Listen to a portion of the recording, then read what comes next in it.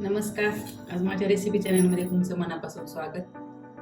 तर मी आज मस्त असे मोड आलेल्या मुगाचे थालीपीठ बनवणार आहे आणि त्यामध्ये आपल्याला फुटाणे वापरायचे.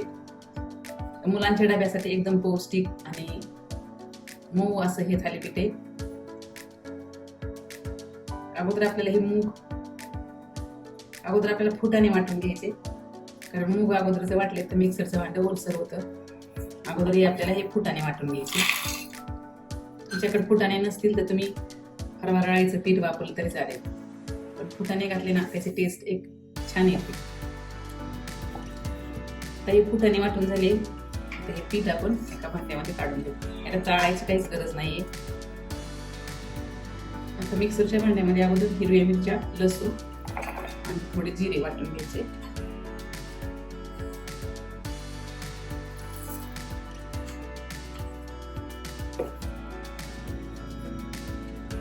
आता हे मिरची आणि लसूण वाटून झाले, त्यामुळे आपल्याला मूग वाटून घ्यायचे.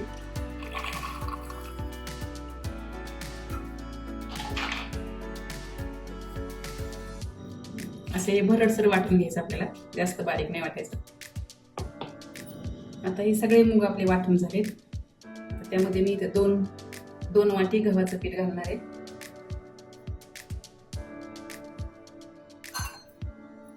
आणि हे 1 वाटी तांदळाचं पीठ. आणि आपण हे फुटाणे वाटलेलं ते पीठ घालायचं. आणि मी इथे पालक घेतलेला आहे, 1 मूठभर धुवून स्वच्छ चिरून घेतलेला आहे. त्यामध्ये आपल्याला अगोदर चवीनुसार मीठ घालायचं, 1 चमचाभर धना पावडर घालायची,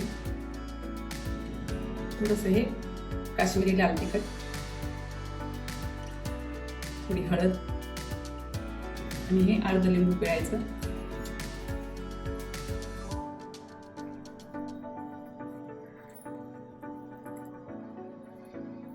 आणि हा थोडा ओवा.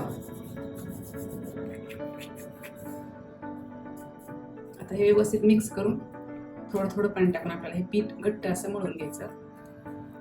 यातील पिठांचं प्रमाण कमी अधिक झालं तरी चालेल, किंवा तुम्हाला नुसतं गव्हाचं पीठ घालायचं तरी चालू शकतं. थोडंसं फक्त बेसन पीठ घालायचं किंवा ज्वारीचं पीठ घालून थालीपीठ थापलं तरी चालतं.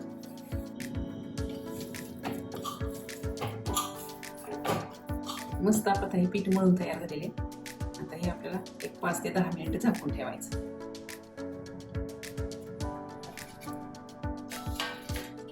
आता मस्त आपलं हे पीठ भिजलेले. आता याचं आपण थालीपीठ लाटून घेऊ. इथे मी हे तांदळाचं पीठ घेतलेले, चपाती एवढा गोळा तोडून घ्यायचा. मग थापून करायचं असेल तर हे थापूनही करू शकता, पोळून एखाद्या सुती कपड्यावरती किंवा प्लास्टिक पेपरवरती टाकून. आता पराठा लाटून झालेला आहे, कारण मी दोन्ही बाजूने तीळ लावून घेतले. आता आपण तव्यावरती हा भाजून घेऊ.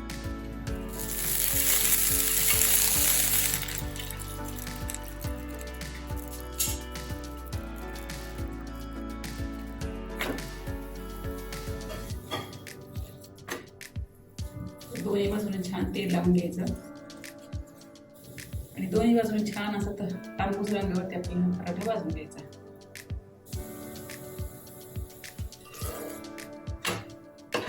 मस्त दोन्ही बाजूने छान तांबूस वाटलेला आहे. आता आपण याला काढून घेऊ. मस्त आपले हे मोड आलेले मुगाचे पराठे तयार आहेत.